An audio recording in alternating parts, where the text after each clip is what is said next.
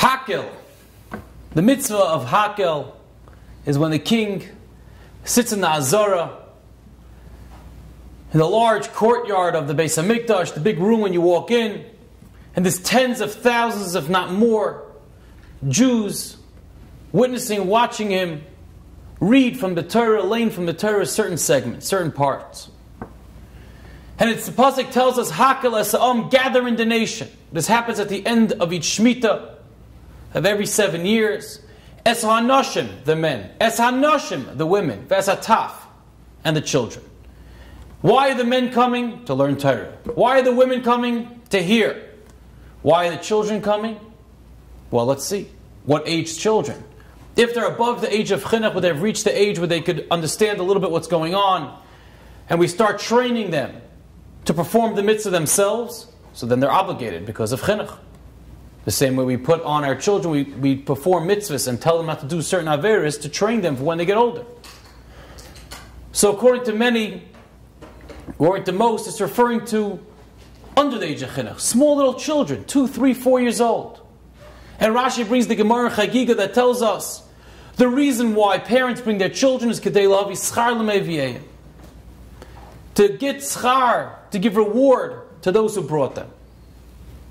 And the Maral explains, what does that mean to give reward to those who brought them? If you're not supposed to bring a child to an Azara, if it might be detrimental or maybe not gain that much by bringing a 2, 3-year-old amongst tens of thousands of people, so what reward? Why would you praise the parents that are looking to bring a reward? And he explains, well, just clarify it a little bit more, is that these parents could have easily had an excuse. It's so claustrophobic. Maybe it's not hygienic. Maybe it might be a traumatic experience. Our kids, what are they going to need from it anyways? And the Yetzer Hara tells us many different rationalizations as to maybe why we shouldn't bring them.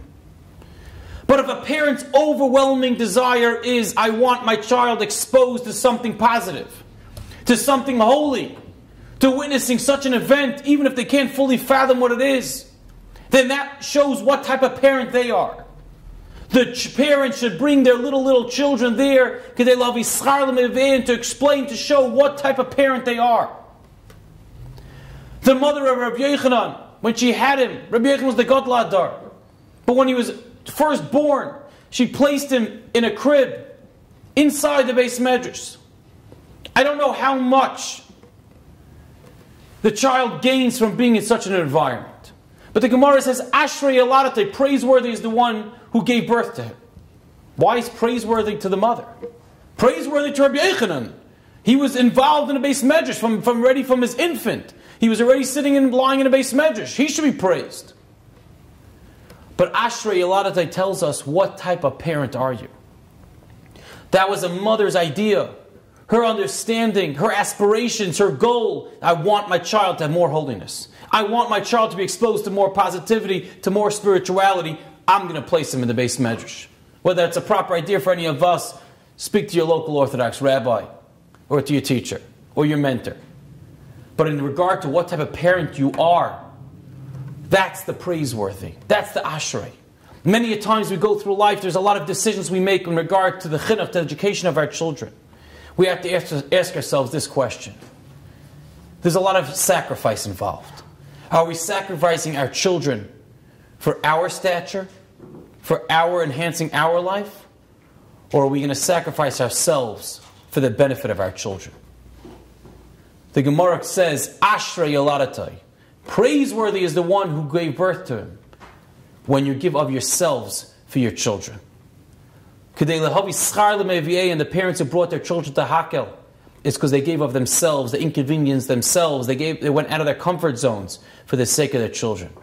May HaKadosh Baruch Hu give us the siyata d'shmaya, the divine assistance, that we should constantly make the right decisions in educating our children, that we'd rather give of ourselves for our children than, God forbid, the opposite of sometimes giving of our children for ourselves. Have a wonderful Shabbos.